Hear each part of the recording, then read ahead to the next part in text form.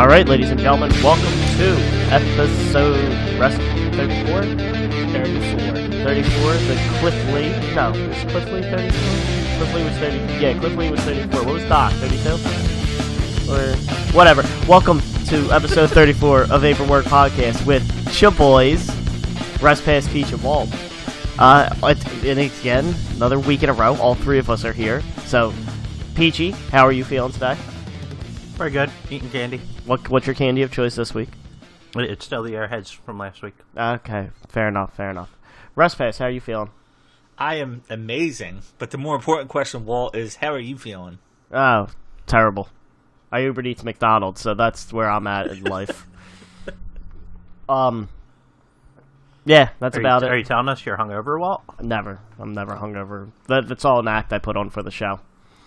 That's the dedication I have. Maybe one day you guys will get on my level. Maria just did the worst Bronco Buster I've ever seen. I just got it. Yeah, it was bad. So as usual, we record this on Sunday nights, and this Sunday is kind of an extra special pay-per-view because it's the Women's Evolution pay-per-view. Right now, the match is the Women's Battle Royal. So you're going to hear us jump in and out commentating on this. Do we want to? I forget. Did we talk? We talked about Women's Evolution on we did a whole episode on it. But did we talk? Yes, we did when it was announced. Yeah, but we didn't talk about the pay-per-view specifically, right? No, look, we didn't talk about the matches or anything like that. Yeah. You said Respase. You said you're excited for it. Yes. Okay, I was hoping you were going to elaborate something. Just Yeah, I think as much as I know you just said before we start recording, they could have done better. Of course, they could have done better. I feel like we feel that way about every single pay-per-view they've ever run ever. That the matches could have been better, but to me, I'm interested in it just because of the concept. There's a few matches in here that I'm excited to see. I'd say at least three of them. There's three of them I'm excited to see. I think I was four. I was excited for. I'm assuming the three both of us are excited for. Tony Storm versus. Is it Aries? Just say the Mae Young Classic final. Mae Young Classic finals. And then Becky versus NXT Charlotte. Championship. And then Kairi Sane versus Shayna. And then Yes. I was excited for the Lita and Trish match. Just because, that's what I wish they would have did more of, those kind of matches. I know we talked, we really wish they did an Ember Moon versus Asuka match. You could do Raw versus SmackDown, especially from their NXT history. Ember Moon never beat Asuka in NXT, even for the championship. It took Asuka having to give up the title when she got hurt / moved up to Raw. And then Ember Moon ended up winning it. So I think that would have been a cool match they could have done. Yeah, this is a scrum. Yeah, it was in those 4-person suplexes. Where it was 8 people, 4 people got suplexed. So yeah, I'm so far behind you guys, but I'm starting to see the beginnings of it. But guess what? Actually, Nia Jax wins. In a weird way, I don't want to say I'm excited for what's supposed to be the main event, Rousey and Nikki Bella. I have it in my mind that Baszler is going to lose. Baszler is going to come out to help her. And then I thought at the end of this pay-per-view, and we talked about this already, and it makes more sense on Raw for Baszler to turn on Rousey and that be her next feud. So I'm excited to see if any of that gets set up more than the match itself. Rest Pass, I'm excited for you to get to this next part that Peachy's seen it. You'll know when it happens. I seen Carmella start dancing, so and now Ivory's. Yeah. That was interesting. Yeah, I think I had brought up the Shayna Baszler thing to start teaming with. I just have this weird nerve that Bella's gonna win. They're gonna give the title back to Bella, which Wouldn't that make the main event that much better? No. No, but it's so as you know, as you're listening to this episode, just be aware we are watching it, so you're going to hear us break into describe anything that's going on, and especially if you're watching this on Tuesday, it already happened, so no worry about real spoilers there. No, but so let's go into our topic that we had for this week. And Respace, I'll let you kind of describe it because you brought it up, and I think you can do a better job of describing it than I can. What? I came up with the topic this week? No way. What? Don't act like you've always come up with the topic. Well, I came up with the WrestleMania topic that one time. That WrestleMania? What WrestleMania topic? The prediction show. All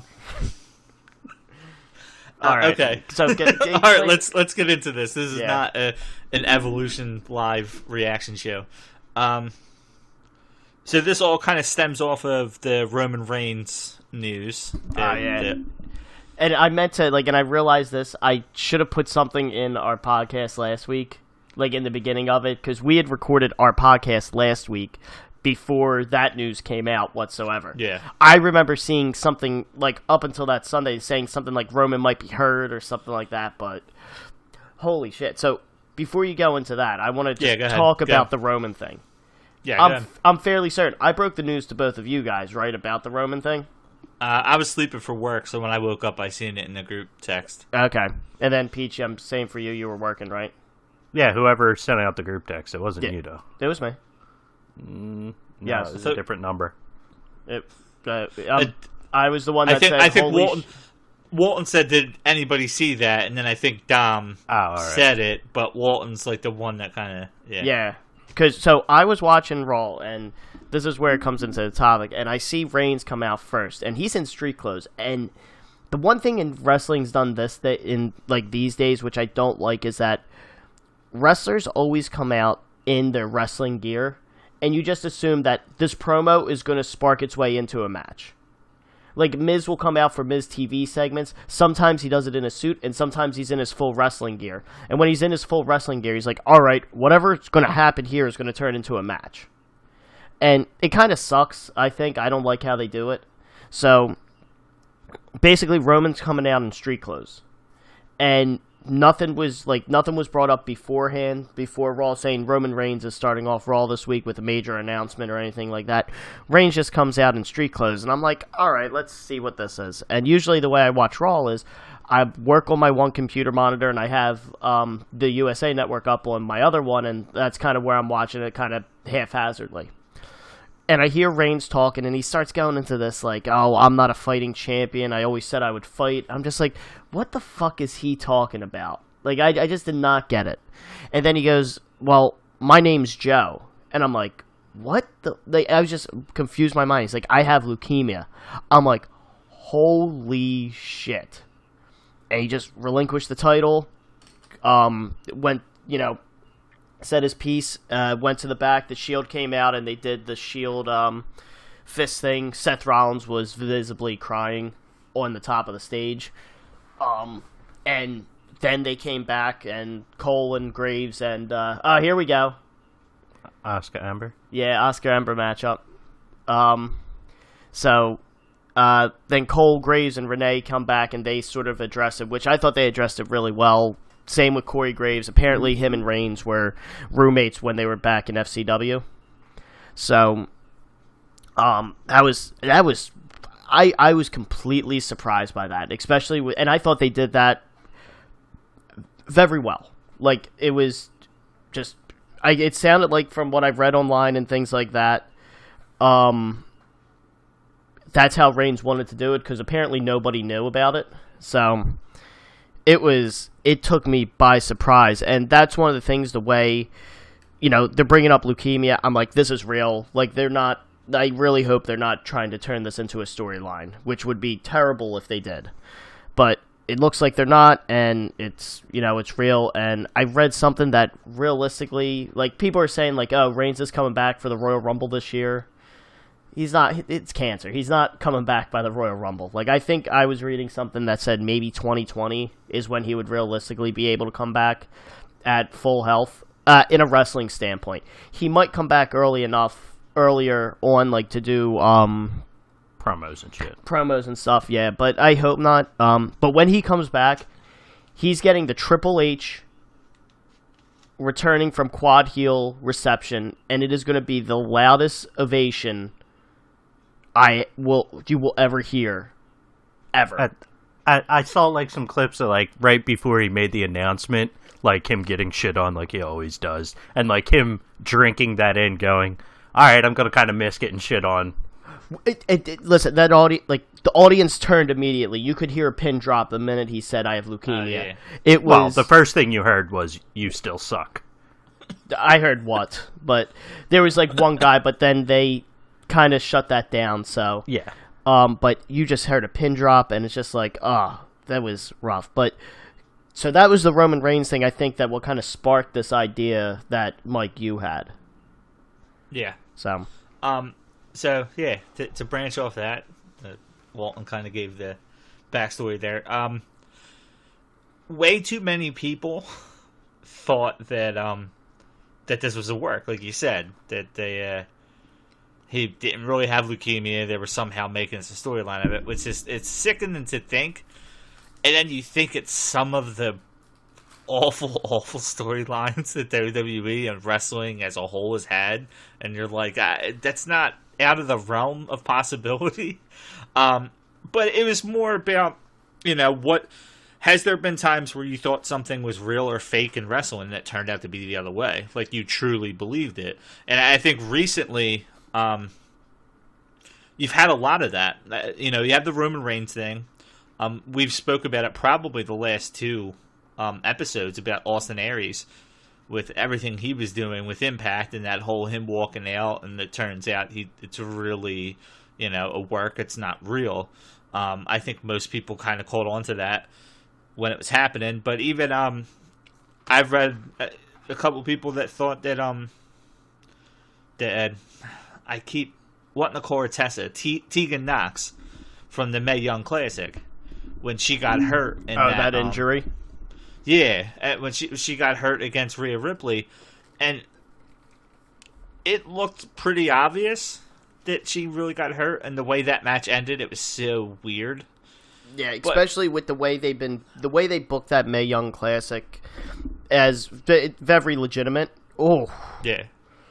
Christ. That looked like that hurt. But she she got hurt. Did you see with the Tegan Knox thing? Did you see there was a backstage video of Triple H with that? Yeah. And she kept apologizing. She apologized for getting hurt. And yeah. That's just something I had a hard time just not dealing with, just trying to wrap my head around. It's like, you got hurt. Why are you apologizing? But then you realize how this wrestling is set up. It requires both people to be able to perform, and if someone gets hurt, then it's shitty. So, but yeah. I didn't hear anything about the Tegan Knox one of... Well, it's one of those things where because they've played off the injuries so much, I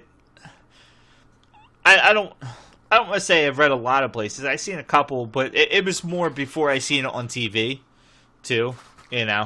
Once you see it on TV, you kind of know. But before I see it on TV, I seen a couple places, so I went into it thinking that it might be until, again, you see it and you're like, well, I don't know how anybody could think that, but it's just, in general, you have a lot of that. Nowadays, it's hard because of the internet to kind of fool people.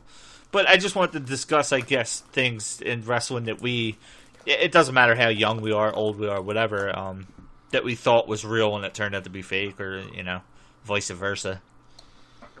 Now, I tried to, I put some thought into this and tried to, instead of, I didn't want to go look online and search for major events that was, towing the line or anything like that to kind of, feed my opinion. I was trying to remember ones that I distinctly remembered as, I wonder if, is this real? Is this real life?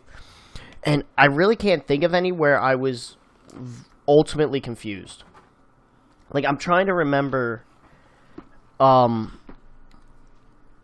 I have three pretty big ones, to be honest with you. One I figured out right away, but I at first was like, are they doing this really? Peach, what do you got? Like, is like sit from your side, like how? Well, obviously you don't have any suggestions or thoughts, just because it would have required a little work and to find. Yeah, exactly. It shows. But is there any time, like, to Mike's question, to where you thought something was real and it was fake, or fake and then it was real type of thing? No, not really. Like, I've always taken it, like, wrestling with a grain of salt. I think I'm in a very similar boat now, is that if they're talking about it, it's not, like, maybe it's real, but it's, like, an approved real thing. Like the pipe bomb. Like CM Punk's pipe bomb, for example. Like, that was real, but it was real with approvals around it that they could do, like, he could do that stuff and, like, open it up and kind of mix the two. But Respass, bring up some of, like, the moments or events that you're talking about, just because I want to hear those to see if it helps kind of jog my memory, or right. So there was one major one is so real fast before we even go into, I'm realizing this too, the Austin Aries one. Let's talk about that real fast. So a couple weeks ago was it Bound for Glory? Yeah. Was that it? Yep. Austin Aries versus Johnny Impact, which is John Morrison, Johnny Mundo, whoever the fuck you know him as, for the Impound title. It was a great match. I actually watched the match in its whole, and it was a really good match. And I was excited for it because to me, it's finally making that turn and moving away from TNA and becoming Impact, to where I think they need to move away from that TNA name because of how bad things were there. And I thought this was kind of a very good stepping stone, that this was your main event, a good match, and they were just turning the corner with it. But then that end was stupid, I thought. So Austin Aries at the end of the match, Morrison hit Starship Pain. Is that his finisher, I think? He hit his leg thing off of the top rope, and he pins Aries, and Aries immediately gets up afterwards and walks out and gives, like, Don Callis the finger and he just basically no-sells the match and just walks out fine. And so it's like, is he doing this on his own? Like, is this real? Is this part of the storyline? And because you really didn't know. And then Aries wasn't there for their TV tapings the next night. But then you kind of read into it more, and it was like, yeah, that was scripted. Aries has a history of being a dick, apparently. Yeah. And it kind of, that fell in line with how you would expect probably Austin Aries to act. So, that I didn't think that was real. Like, I was like, all right, that's in the story, because in my opinion, most wrestlers, if that was legitimate, Austin Aries would probably never work again. Oh yeah, he'd get small time gigs of places trying to cash on the name he made for himself. Yeah. But it wouldn't be anything huge. Yeah, he'd never have a major promotion sign him. Yeah. So, and in that point, I know a lot of these guys are smart and they understand that. So, and they know how fast word can spread. So, that was no way real. Again, It could have been like a CM Punk pipe bomb thing. Not to make that comparison again, to where his contract was up, and they were kind of like, well, let's do a storyline with it or something like that, and that's kind of how they decided to do it. So, but so that was kind of one of the main ones, I think, that helped spark this topic, since that was somewhat recent, and you did have a hard time telling if it was real or fake. Yeah, I know I questioned it. I mean, I think we were both agreeing that this has to be fake, and then you found out it was. But there was that little, because he has that, I guess, stigma about him, that you're like, It could be. I don't know. Yeah, I don't know if he's that big of really that big of an asshole. The problem was the whole storyline leading up to it was supposed to show that he's a loose cannon. Yeah. And they did it at the Hall of Fame speech for Abyss and stuff like that. Like they did it at that part. Like they did it in their normal functions that I think they thought was going to come off as real and didn't at all. That all came off as extremely booked. Yeah. If they just kept it to Twitter and you seen there was some type of they don't want to be around each other, but the moment they did that at the Hall of Fame thing and I seen that, I was like, it's all storyline at that point. But I'll branch off that a little bit and continue to. One of my biggest ones was when Jerry Lawler had the heart attack. Oh God, yeah. I would have bet money that was storyline. Would have bet money. How old were you? I thought it was fake. This was I don't know. 2013. My late 20s. Yeah. Wow. Let me. I'll look it up real fast. But yeah, this was only a few years ago. Yeah, it was not that long ago. But I remember because he had it off air. If I remember right? Yeah, before They came back from a commercial or something, and he No, it was in the middle of the match. It was in the middle of the match. So yeah, it was a tag team match. I forget who was the tag team, but Jerry Lawler had a match. Actually, it might not have been a tag. Jerry Lawler had a match earlier that night. I forget who he was fighting with, but he had a match, and then he went back to do commentary. In the middle of the match, you just lost. There was no commentary anymore. I forget what it was, and there was some video where you can see kind of him not fall over, but just him just go down, and then they came back from the commercial, I believe, after the match was over, and Michael Cole kind of made the announcement, and I think the next match did not have any commentary on it either. No. And then the rest of the night was just Michael Cole on commentary, which see that's I thought that was real. I did not, see, and I didn't. I thought that was. I was trying to figure out what they were leading to with that. To be honest with you, I remember just thinking what could this possibly be? And I think it's because of a lot of almost what you said earlier, Peaches. You take everything almost with a grain of salt, and I think I do with wrestling a lot of the times. When something major gets announced, the Reigns leukemia thing aside, part of me did not think that this is storyline based at all. Like you said, Walt, when he came out in street clothes, it almost gave it it was a dead giveaway, and it wasn't the type of street clothes he normally comes out in either. Yeah, it was his. And that was the biggest thing. It was basically what it seems like he would probably normally wear. Yeah, that would be like seeing The Miz come out in a t-shirt and shorts, and you're like, wait, what? Yeah. It's always his suit or his wrestling attire. What the hell is this?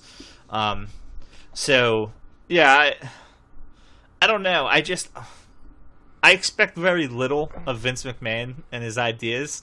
That when something like that happens, I'm like, dude, what are they doing? This is the guy that attempted to kill himself on TV and only had that storyline washed away because a certain somebody actually killed themselves and his family. Yeah. And they had to tell everybody that was not real. Well, do you remember with that too? They also they came out with a memo or something to the stockholders saying that Vince McMahon is not dead. It was just a character as part of the storyline, like an official statement from WWE, corporate WWE, saying that. But here's the thing, that is over, the way that was done was over the top enough that I'm like, okay, this obviously Vince McMahon is not dead. Right. But I think sometimes,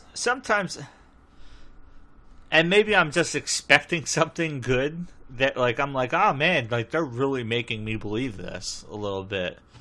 So I almost feel like I questioned it a lot of times. I gotta be honest with you, the Owen Hart thing was another one. It took me a little bit. That one, I was not as convinced like I was the Jerry Lawler thing.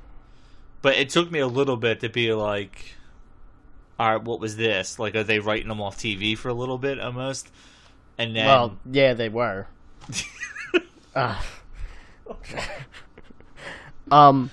No. So with the Owen Hart one, were you watching that? Were you watching that?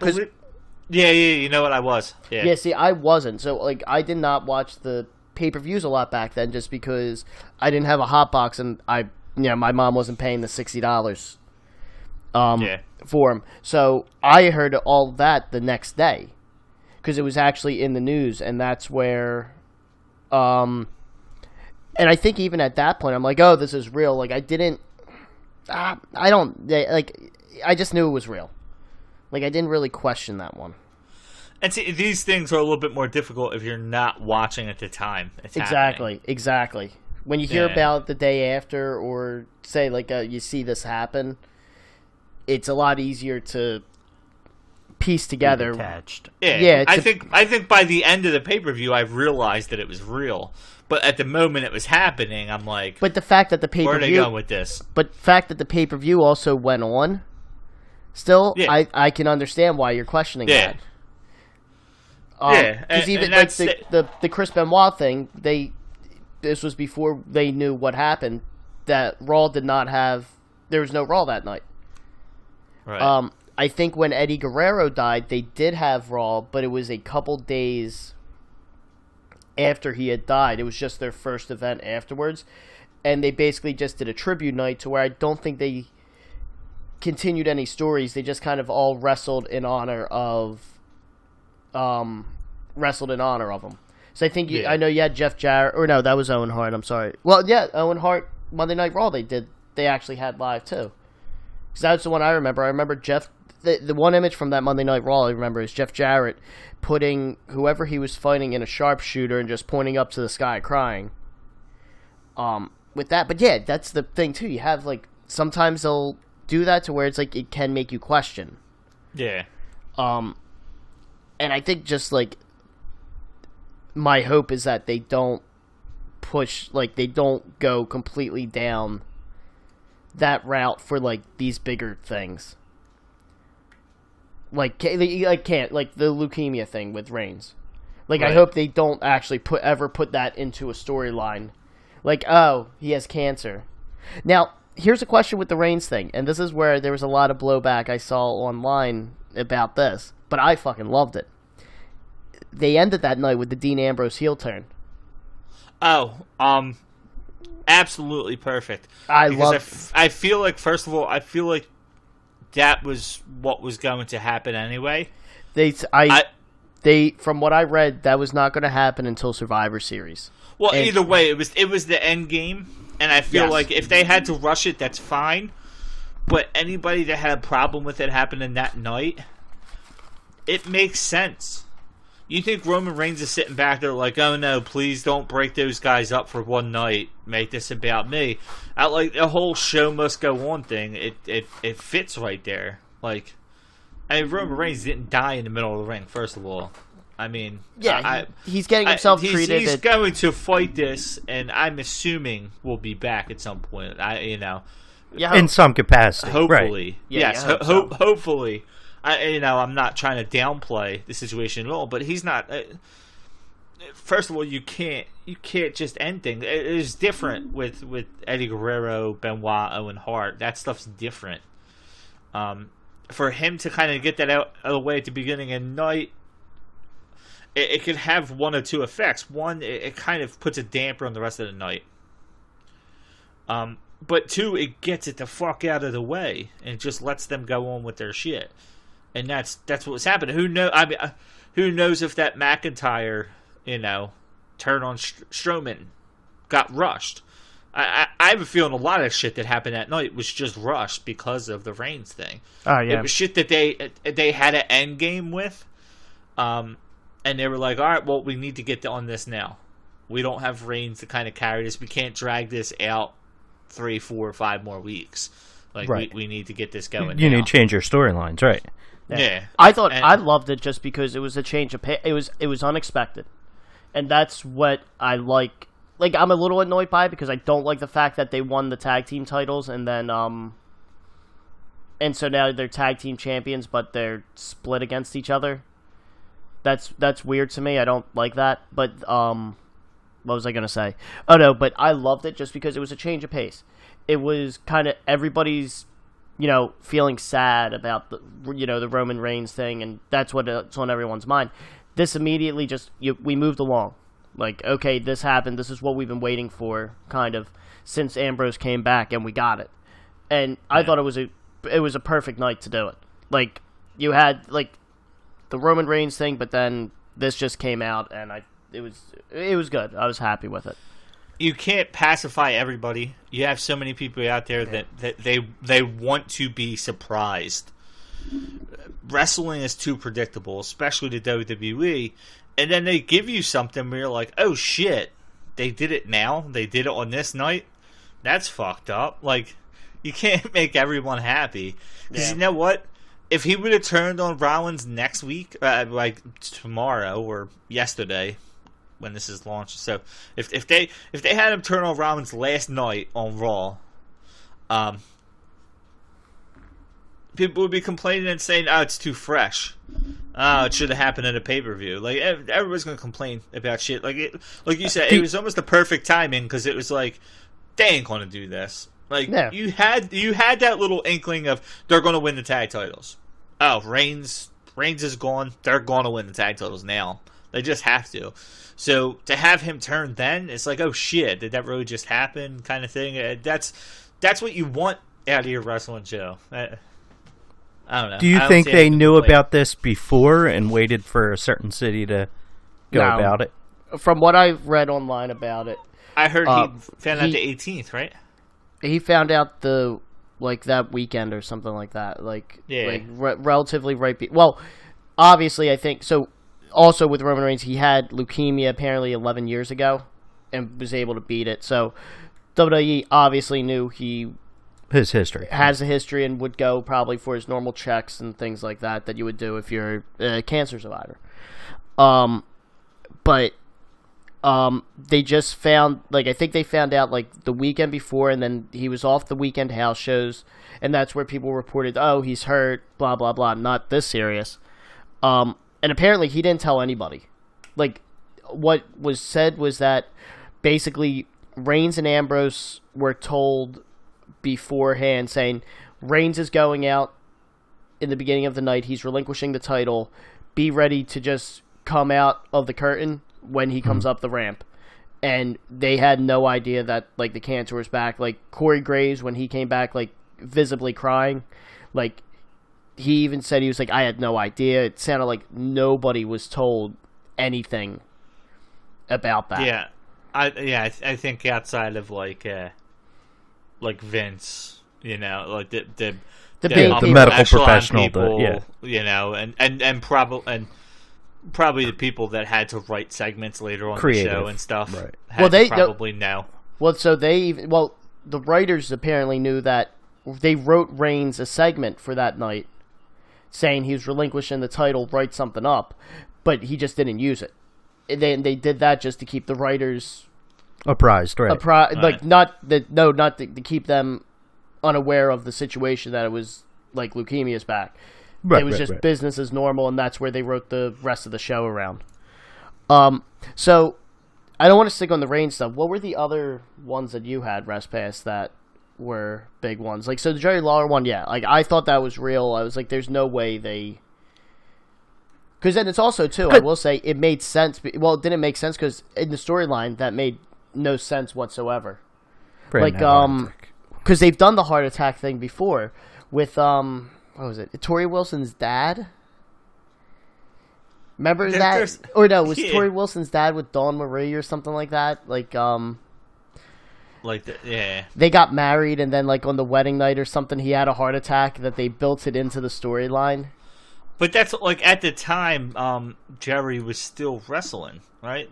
Here and there, and I think that's why I thought it was a storyline that they're trying to build something off of it. I didn't know if they were trying to write him off of wrestling or what it was.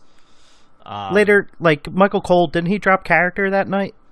He went from a heel to a face. He did. But didn't he drop character? Like, he just went and commentated. He didn't, be his normal self. Yeah, he basically went. It was the easiest face turn ever because of how Michael Cole handled that situation. That was a 3 count, first of all. I'm sorry. I know what part you're talking about. For just to keep those up to date right now, it's the Mae Young Classic Finals. Shirai versus Toni Storm. This match is fucking incredible. She counted 3, and Storm's shoulders were down for all 3 counts. Oh, what? Why are they both dressed like Harley Quinn? There we go. So what were the other ones you had, Rest Pass? I already spoke on all 3 of them. You're supposed to have some stuff ready for this. What were the 3? Jerry Lawler? I said the Owen Hart. Okay. I didn't really talk about it as much. Well, like we talked about, like so the Benoit thing. The Benoit thing. I don't want to say I thought it was fake, but because they were getting information as the night went on, had me question a little bit. It did, you know what I mean? Like, it was almost like because you were getting updates throughout the night. Because at first, they just thought that they were, wasn't it at first they just thought he died, and then they found out it was his family. Remember, like they were getting bits and pieces as the night went on. Like I don't think all the information was out there yet. No, that they didn't get all the information until very obviously just because of God, what was I going to say? Yeah, just because they wouldn't have done the tribute show if they knew all the information. I think they knew going into the show that his entire family was dead. Yeah, and I don't remember if they announced it or if like I found out outside of Raw when it was happening, like what really happened. It was just like, not that it questioned if I was real or fake, but just like, it just was weird. It was a weird thing. Like you could tell, like. For it to happen, basically, I think it was like that day, right? When it happened. It was like that Monday. Nah, well, it was over the weekend. So with the Benoit thing, what happened was he was supposed to wrestle, was it Punk? I forget who he's. It might have been Chavo Guerrero. Benoit was supposed to wrestle for the ECW championship that Sunday night at whatever pay-per-view was that Sunday night. That got changed, and John Morrison, and it was actually Johnny Nitro, and that fueled the John Morrison name change, I believe, from Johnny Nitro to John Morrison. John Morrison stepped in and took his spot, and then won the title. I think up until that point, we did not know what happened, or like it wasn't fully out there. Then that Monday is when you found out is that Benoit his whole family was murdered. After that, then that Tuesday is when you found out it was a double murder-suicide. And then that's when that Monday or that Tuesday night is when McMahon came on the ECW broadcast and says, this is the last time we'll ever mention his name on TV. I never thought that was fake at all. Like that's what I said. It wasn't that I thought it was fake. But I remember when it was happening, like it just seemed like a weird deal. I don't know. I guess it's always going to see like when these things, because these are real life things. Yeah, it's always going to seem weird. I think because they're never going to know how you exactly handle it, or I don't know.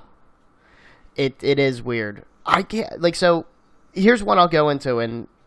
It's obviously not as serious, which is I'm grateful about now. A couple months ago, Kevin Owens quit. Remember that? Yeah. Like, I hate it when they do those angles sometimes. Because WWE can't let it simmer. Because, like, when Kevin Owens quit, I'm like, okay, this isn't real. I'm like, he's not, he'll be back next week. Like, I was joking around. I can't believe they're running an advertisement for Crown Jewel during this. Oh God. All right. I don't even want to get into that. I'm watching it and it just boggled my mind.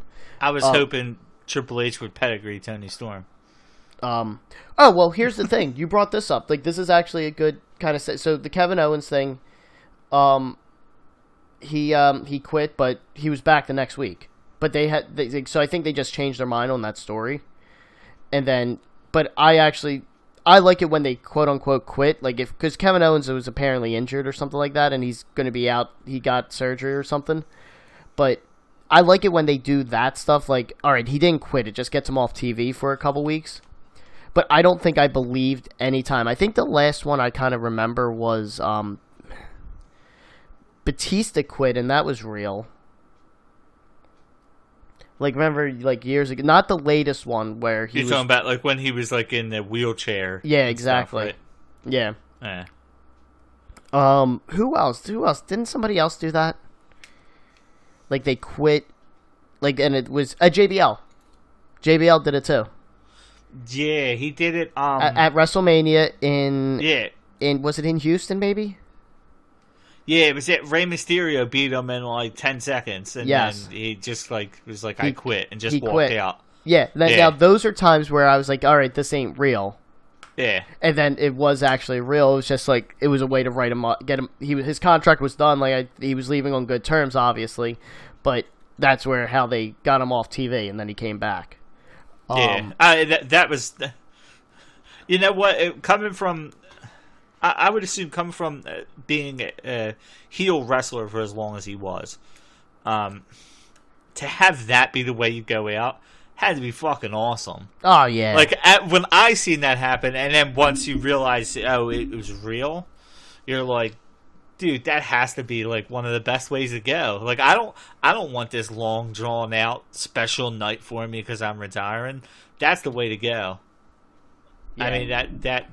Other than Ric Flair, and that technically was not his last match, which should have been, with Shawn Michaels. If I can't have that, then I want JBL's. I want JBL's retirement. That's what I'm going to do when I retire from my job. You're going to just quit? Yeah. I'm gonna fuck something up real bad, and just get up and be like, "Yeah, I quit," and then just walk out. I'll be wearing no shirt and tights. And a cowboy hat. Yes. Those are like I never believe those as real. Like I just know they're all fake or anything like that, but it's like I don't know if they're fake, but it's just like I'll find out like a week later or something like that. Oh, so and so's contract was up. That's what really happened. Yeah. But you still have a temporary belief. Yeah, I mean, you don't have to believe long term. Like even my stuff, like I said, the Owen Hart thing. By the end of the night, I believed that it was real. But when it first happened, I was like, yeah. So that's more of my thought behind this. Not like 3 weeks later, you still because nothing in wrestling lasts longer than an hour. Their writers' attention span is nothing worse in than WWE wrestling lasts more than an hour. Yeah. New Japan Pro can book phenomenal long-term stories. That's because they have 7 shows a year. They have a couple shows a month. But still, they let those stories... Number one. They're doing to elaborate on what Peachy's saying, just so nobody realizes it's random. First of all, before you go into this, that's Peachy. He is still here. We have not lost him. They're doing commentator row of all the announcers, and Funaki is the number one WWE Evolution commentator. So that's what Peachy saying number one was in reference to. Thank you for that, Peach. Thank you for that contribution. Okay. Peach, when you ultimately quit the podcast, is that how you're going to do it? Are you going to number one? I quit. See, my biggest problem with all this too, and I was not thinking about this. First of all, PG doesn't watch wrestling, and Walt, you never really watched WCW. Not a whole lot, no. So I feel like when we were younger, a lot of the crazy shit. Well, that was Vince Russo.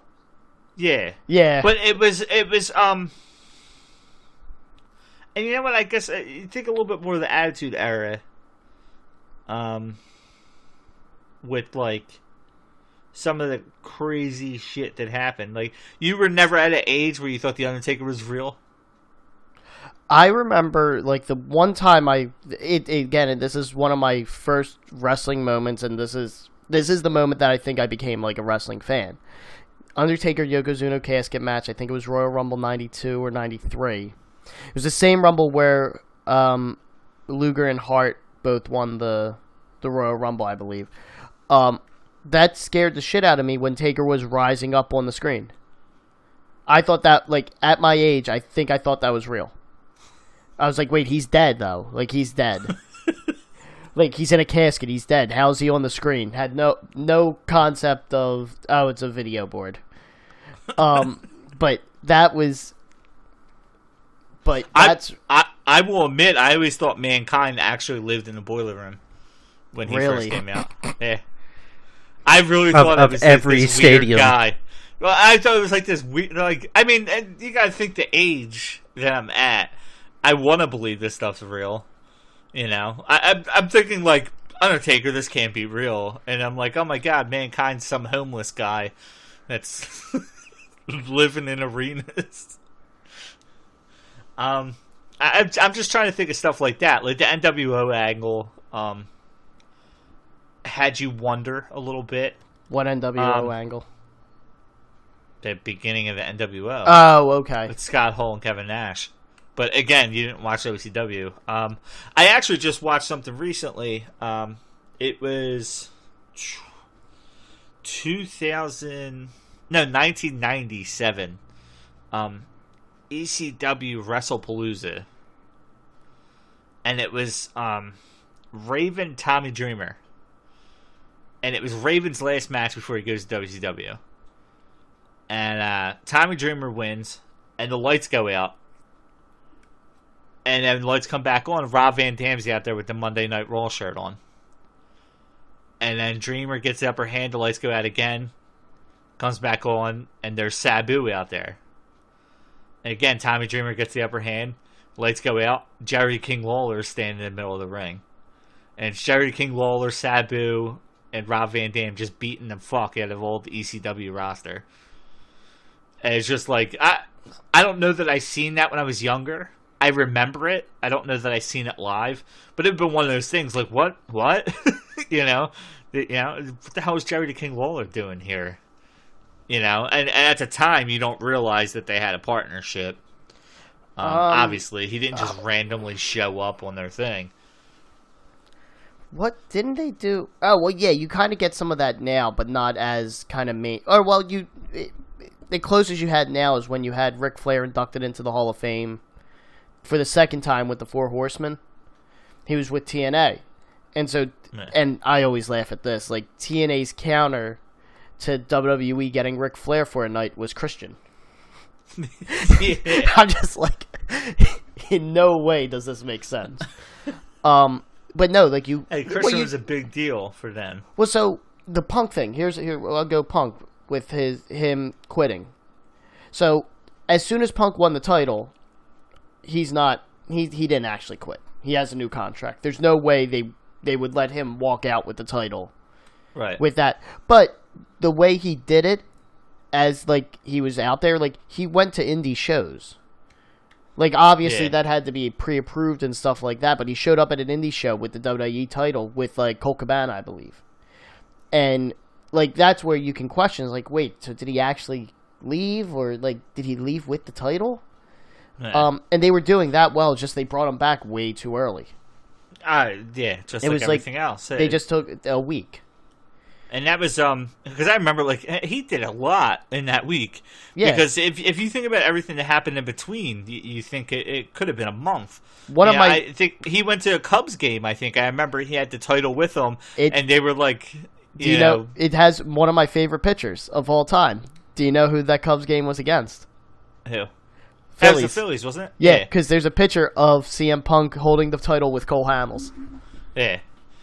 Yeah, that's I remember. And Charlie Manuel is a huge wrestling fan.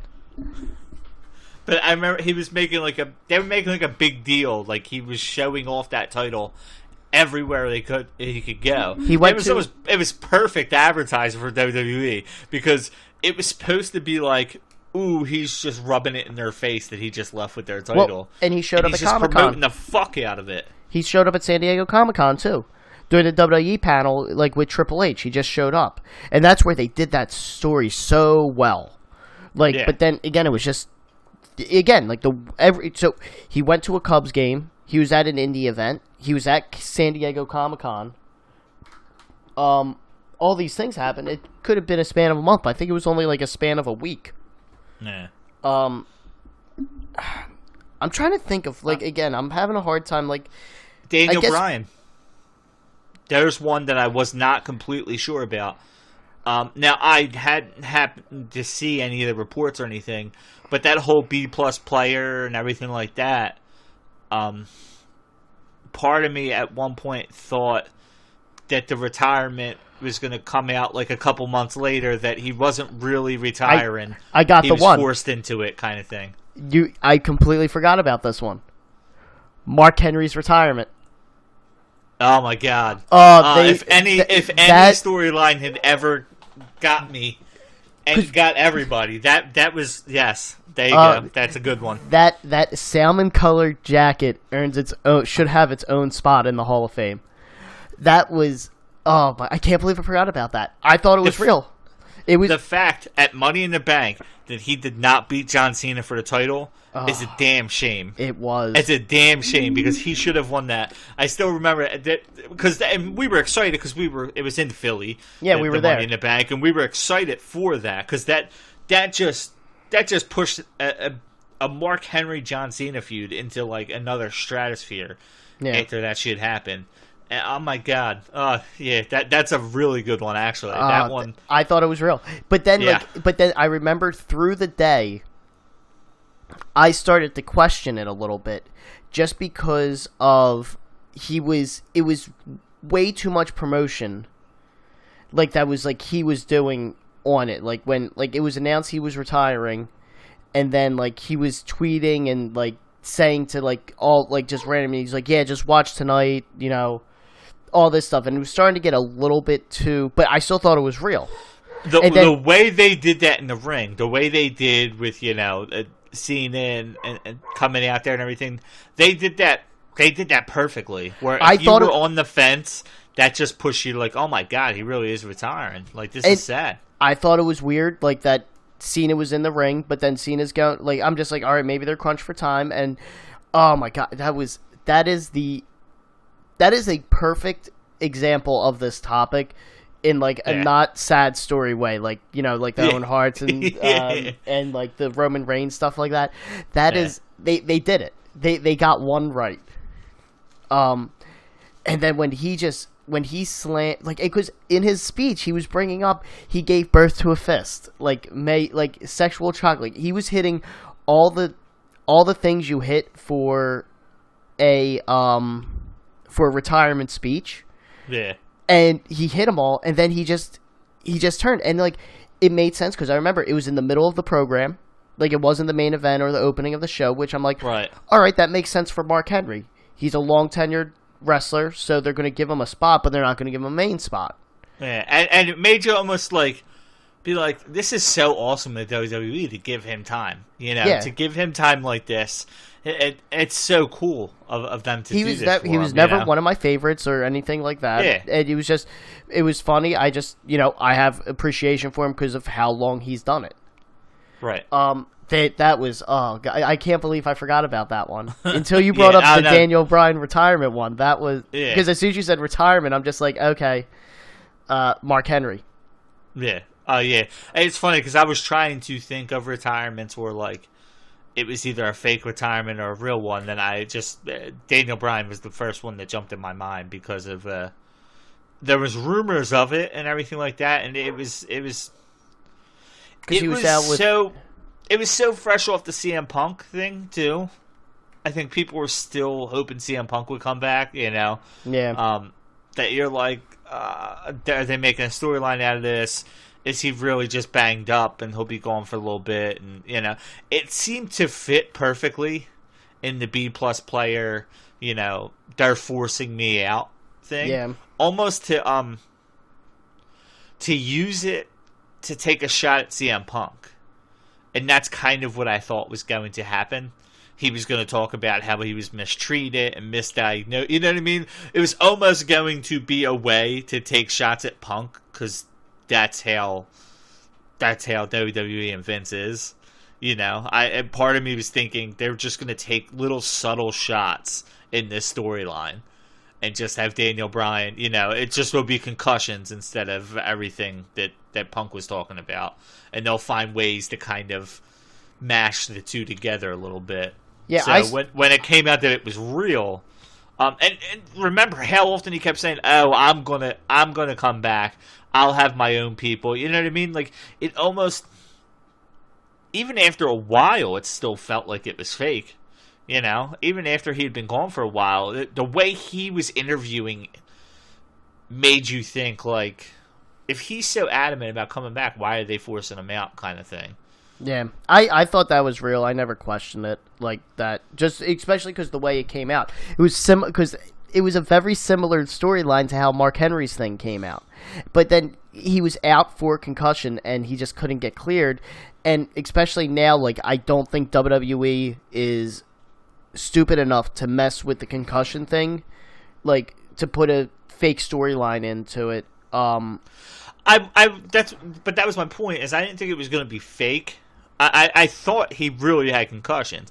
Yeah. I thought he needed time off for the concussions, and I thought it was a way to write him off TV until he had enough time to come back. But then when you started seeing that he was getting cleared by outside doctors, and they still wouldn't clear him, and he started going on interviews, and time started passing, that's when it started making me think, like, wait, was this, like, the intention all along was to give him time, and now it's him against the machine kind of thing? That was when I started questioning it. But then too much time went by, where it was like, all right, this probably isn't, fake. Not that it was fake, but that it was set up. Now you're making me think. Like, did they set that up on purpose? Like, did they say, all right, we're going to have you retire, like, kind of in the back door, like, you're going to retire, and when you get cleared, however long it takes, that's when you're going to come back. But we're going to write you off for a while so that you can get cleared, and so that way when you return, it's such a bigger news. And they probably didn't plan for him to return at WrestleMania, but just in case. Like, that's when it just lined up perfectly. And if you remember right, like, he was going on podcasts and stuff like that and saying, I've had doctors that cleared me, just not WWE's doctors. Well, he said there started being rumors that, like, ooh, he might leave. He might try to find a way out of his contract and go somewhere else. And that was the big thing. And yeah, you know what? And the more I'm saying it now, and you just saying it, that could have just been one big plan on their part to, like, just keep telling people. Gray. Yeah, just keep telling people, hey, I'm cleared. Even if you're not, say, hey, I've had a doctor out in South Dakota that cleared me. They said I'm fine. WWE just doesn't want me to, because then it keeps that underdog story fresh, even though he had been gone for so long. Yeah. But I'm trying to think of any other good ones. This is a good 6-woman tag match. So right now it's Bayley, Sasha, and Natalya versus the Riot Squad. This has been a good match. I guess this is what happens when you actually give women time. All the Battle Royal was really good. Yeah. This has been a very solid pay-per-view so far. I told you I was excited for it. You know what my thought was behind this pay-per-view? Was because they're getting an opportunity, you might see, like, the best they have to offer a little bit. Yeah. Where I don't know that the men give that on these type of pay-per-views. I also like that it seems like it's a glorified house show also. But I love, like, a bunch of people have dressed up in Halloween costumes so far throughout the night. Yeah. Liv Morgan is dressed up as It. She came out with the balloon. I can't figure out who Ruby Riott is. Saw. Okay. Jigsaw. Yep, thank you. And then Sarah Logan is somebody, too. I don't know who, though. Some sort of scary person. That's hard riveting analysis by Matt Walton. Pete's what you have to add. Yeah. About the match or about Anything. Anything. Wrestling. At this point, I honestly forgot you were here. I've been watching the match. It is a good match. There's been like a handful of botches, but I'm surprised because I have not heard you chew in like 40 minutes. So That's where we got. I was concerned because I've been this match has been about 40 minutes. Got it. So, Bailey, Sasha, and Natalya won. Oh my god, I'm behind you guys. Stop, Dude. You should. You're an I picked idiot. the Ride Squad to win this. You're an idiot. This is a feel good show, and they're not going to have the bad guys. I wanted Sasha But to like turn. this is what sucks is like this is where I think they missed the shot with this card. It's like this is a current feud that's going like not really a feud, but it's like do the mix of the old timers and like kind of try to like what they did with the Rumble like and or Lita and Trish in that match. Put the Riot Squad against 3 old timers. And let the old timers win. Yeah. It did the exact At the same. very least, put Natalya with 2 of the old timers and let Natalya carry the match for them a little bit. I would have if they couldn't do that. I would have loved to see Natalya and Beth Phoenix. That would have been because those 2 were well before their time when they were really active. No, I actually agree with you. I thought she won with the frog splash. Good for her. Tonight should have been championship Mae Young final with current wrestlers, and then a couple matches of old timers versus new, like matches that you wouldn't be able to see anywhere else. Yeah, kind of thing. To throw Nikki Bella in the championship match. Yeah. I know they decided to randomly put the Bellas out there to show like, hey, look, they're active again, just so it didn't feel weird, but it feels weird. It feels out of place. It just does. And if Nikki Bella wins, oh my god, it's gonna be a shit show. Again, it's gonna be a shit show. I read it online, and it's a good thing. It's a Divas main event in the women's revolution. I think it makes perfect sense. It's just like, listen, God, I'm going to stay off Twitter for a very long time if Nikki Bella wins. Rousey is progressing really well, and I think she could have had a very solid match against a more of a wrestler than the Bellas. And I'm not trying to completely knock the Bellas. Like, they've been around for a long time, but they're not the wrestlers. I think they were brought in as the models. And I don't know, like, what... I don't know. It just... It bothers me. And I'm sure part of it is they want to save those big matches. I think this would have been... Like I said, this would have been the perfect time... For WrestleMania. Yeah. I think this would have been the perfect time to do Asuka versus Rousey. Yeah, because I think their big money match is Charlotte versus Rousey. That's where they think the money is in. Wait, I also got to start putting together the bus trip up to WrestleMania. Yeah. I gotta get a quote for a bus. Because again, I am saying it, and I'll say it up until WrestleMania 35. But I think your main event is going to be, especially with this pay-per-view, your main event is going to be Rousey versus Charlotte for the Raw Women's title, and I'm saying Charlotte's going to win the Royal Rumble and go to challenge Rousey. That's I'm hoping for Ms. Bryan too for the title. That's my dream at WrestleMania. See, and something like that could happen. You put Triple H, Batista, you put Ms. Bryan. Those don't need to be the last match. Sorry. Peach, your sister just texted us. It's still downloading for me. Oh, okay. This is Peachy's direct quote from Peachy's sister. Not sure which one of you is to blame, but Abby has become obsessed with John Cena. Definitely not me. I'm gonna go with. I don't even think it was me. But. Well, you're What? wearing a John Cena shirt right now. I'm wearing an Eagles shirt. Let's go Birds. All right. Yeah.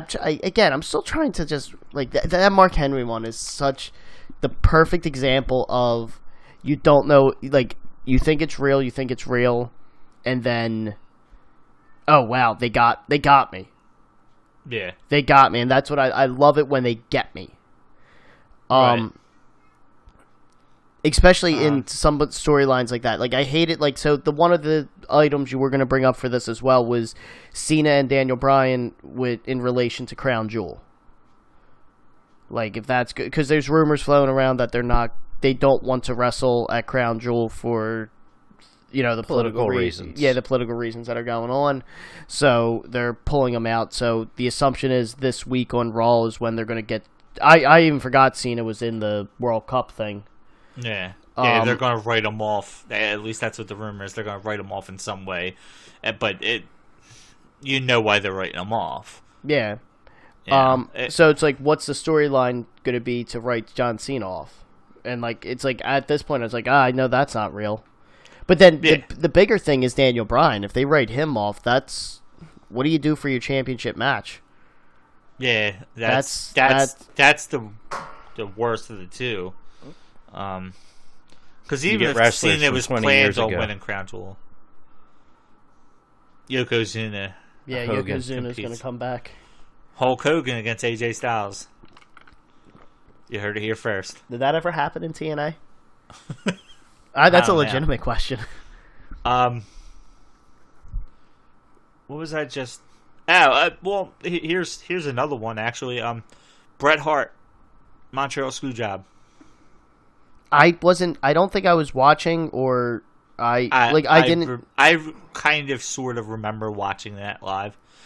See, now here's something that's up for debate here, because that is something that still to this day people claim that was a work that Bret Hart was in on.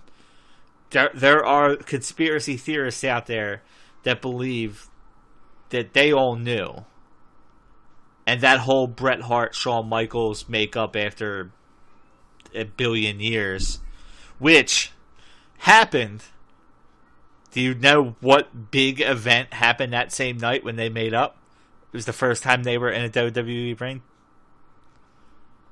Was that when Michael challenged The Undertaker? Nope. It was a very big event. That night, I don't even know if Michaels was still wrestling. And he may have been. I can't say yes or no if he was. But there was a very big thing happening, not on WWE. Was it NCAA championship game? No, it was wrestling related. What was it? TNA moved to Monday night to compete against them. And it was the okay. night that, Hogan and Bischoff was there. They threw out every person they could think of, and they just threw them out there. That was the first time in a long time that I flipped back and forth between two shows. And I don't remember if Hogan hadn't made his appearance yet. I think he didn't. They kind of, led it to the end of the show. And it was the same thing. It was like Shawn Michaels and Bret Hart. The first time them two and Vince McMahon were in the ring together again, or, whatever the fuck it was. They were supposed to make up. And they kind of did them both at the same time. And I remember jumping back and forth and watching it. And obviously TNA did so well that that moved off of Mondays not long afterwards. But that thing in itself though, and even rewatching it now, you watch it now, the Montreal Screw Job, and you just don't know. it's one of those things to where it's like I don't know. It's like at this point I'm like I don't even know if I care anymore. Like if yeah, absolutely. I agree with you on that. So real fast. Right now it's the NXT Women's Championship match: Kairi Sane versus Shayna Baszler. I love Kairi Sane. She carries her championship belt out in a treasure chest. She has a treasure chest that she is opening up with her title belt. I fucking love it. I was trying to explain this to somebody, and I was just like, oh yeah, she's a pirate. They're like, what? And I'm like, yeah, she comes out a pirate. She has a telescope, telescope. She carries her... Can you explain it to me? Huh? I said, can you explain it to me? I can't. All I can explain it is she's a pirate. That's it. See, this sets it up perfectly. I don't care. Shayna Baszler loses. I said this. First of all, I said the Baszler thing. You said they wouldn't do it tonight. They would do it on Monday night. I said they might. But you said if they were to do it, they'd do it on Monday night, not tonight.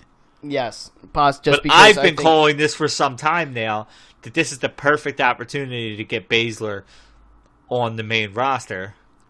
And Bianca Belair is sitting there, like, ready to feud with Kairi Sane. So it's perfect timing. Yeah. So you're telling me this isn't a Halloween costume? No, this is not a Halloween costume. This is how she normally dresses. Did you see right after she won the title, her first match on NXT, she had the treasure chest, but it was like, it was sitting there waiting for her. Yeah. Like on the top of the thing. I thought that was cool, and I thought she should have done that every time she's wrestled since. Like, I thought that would have been perfect every single time. Like, she'd come out and take it out. But that's cool that she's walking out with, because I don't think in NXT she walks out with the treasure chest. I think she does, or I think it's placed at the. I think it's still placed in the top of the stage. Well, one of the matches she had, either they didn't show it when it was happening, or I'm pretty sure she walked out with the title in her hand. So, but Peach, yeah. Can you bring up any thoughts on any things that happened in wrestling that were real but turned out to be fake, or? It's hard to phrase it. I don't know what the best way to phrase it either or. Yeah. What we thought was in character, or what we wrestling fooled you was outside of. Not really. Did you think NWO was actually a poison that Vince McMahon was injecting?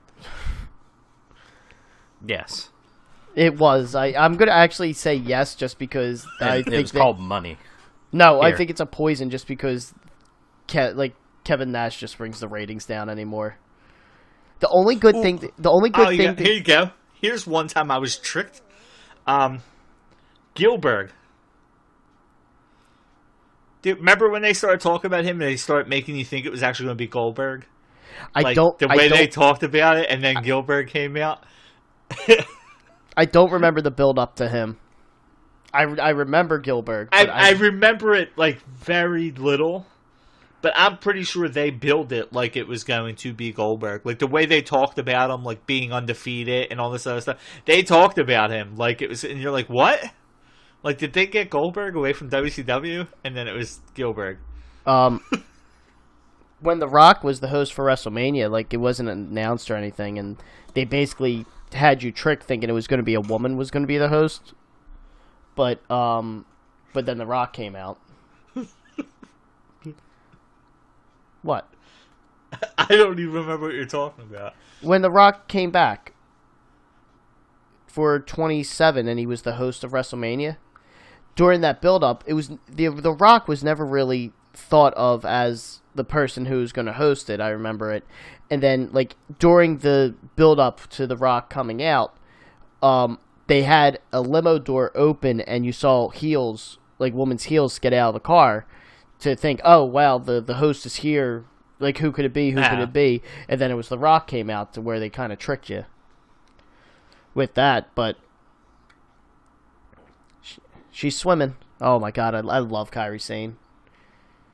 I remember a time they made you think that Hogan didn't know where he was at WrestleMania. That was funny. They fooled me. The Silverdome?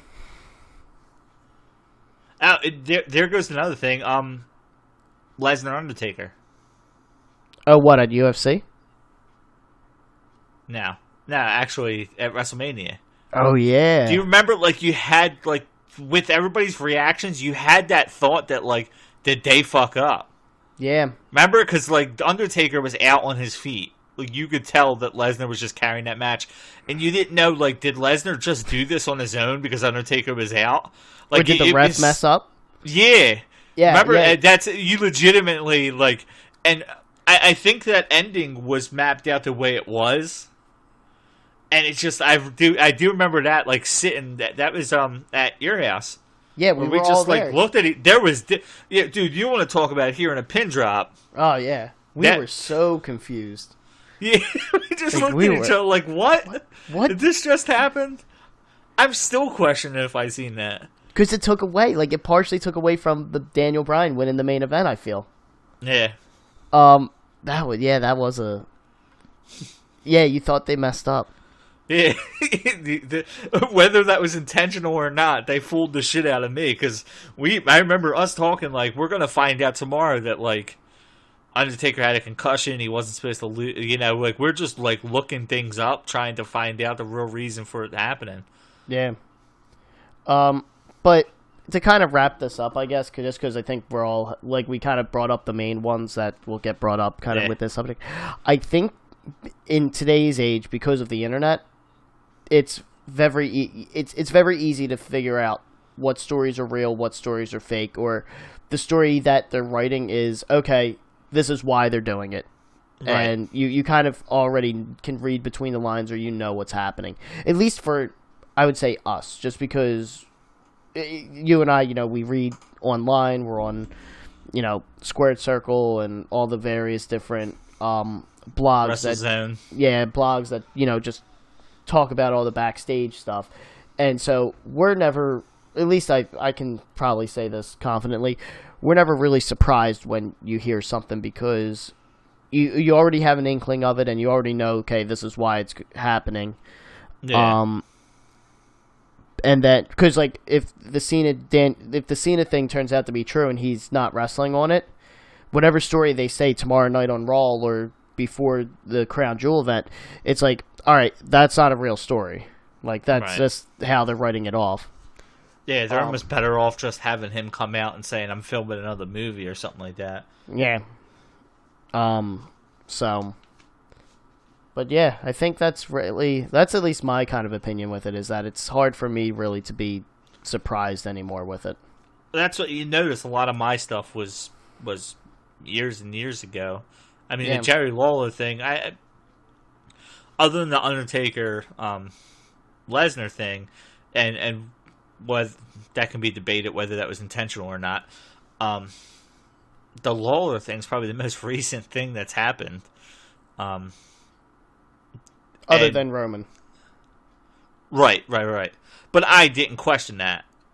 I'm saying something that I kind of questioned. It's weird. I think WWE has... I hope they have more morals than what we give them credit for, and to where they won't fully cross those lines. Or if they are going to cross those lines, they're going to do it in a way like I brought up with, like, Tori Wilson and her dad. Like, her dad in the storyline. Like, it was gimmicky that he had a heart attack or something like that. But even that, like, I don't think nowadays they're not touching that. They're going to stay far away from anything, concussions or anything like that.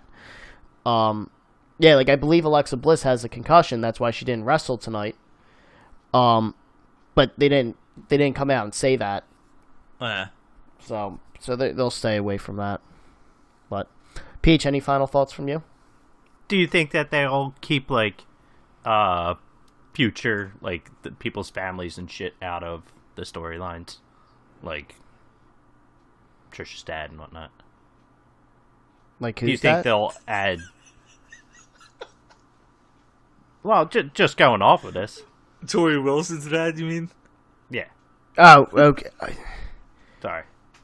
Yeah, I mean, well, no, it all depends. Like, they'll bring in families when it's kind of, if it makes sense. They just did family with, like, Styles' wife. Samoa Joe versus AJ Styles. AJ Styles' wife was the main focal point in that, and that was 2 or 3 months ago. And the kid, right? Yeah. And I think it makes sense for the storyline, and I think that will be help driven by the wrestlers and also by the writers. Like, if AJ Styles and Samoa Joe, it's kind of known that they have a more personal relationship. They are like really good friends because they've wrestled all along together. So Samoa Joe bringing up AJ Styles' wife it kind of makes sense. But yeah, they'll bring in families and stuff. But again, it's not going to be nothing serious. So, all right. So just so that we don't have a lot of awkward silence. Respace, do you have anything to sign us off with, or to respond to Peachy's question? Let's go Baszler. I'm hoping to see her on Monday Night Raw tomorrow. So you're hoping for a loss tonight? Last night, I'm hoping Baszler was on Raw last night. So you're hoping for a loss in this match right now? Go out on her back. Yes. Yeah. Yeah. Fair enough. I as much as I like Baszler, I want to see her win. I'd rather. I would like a her versus Rousey thing. Yeah, I'm kind of ready for that. Oh man, that looks like it hurts. So, alrighty, I guess with that being said, we have what's a topic for next week? We talked about that? Or will we... We're just going to continue off this topic. Oh, this intriguing topic? Yes. Of a lot of, I can't think of something. Maybe something really crazy is going to happen at Crown Jewel. Well, I think that's in 2 weeks. I thought it was this Friday. Is it this Friday? I think so. Let's look it up. What kind of fan are you, Walt? Look at that. Filthy casual. I'm not excited for it, so... Yeah, I'm pretty sure it's this Friday. I'm taking a look now. Yeah, November 2nd. I didn't realize that. Yeah, so maybe something insane will happen. It'll get our juices flowing. Well, my juices. Yeah. And you won't respond to me all week, and I'll be unsure up until the show whether or not that's actually what we're doing. I think it makes a better show that way. A shit show. Peachy's been thinking that for 34 episodes. Blink-182, they were known for not practicing like their sets before a concert. This was years ago, and it really came across in their concerts because I think they used to sound terrible live in concert. So I think we're the Blink-182 of wrestling podcast.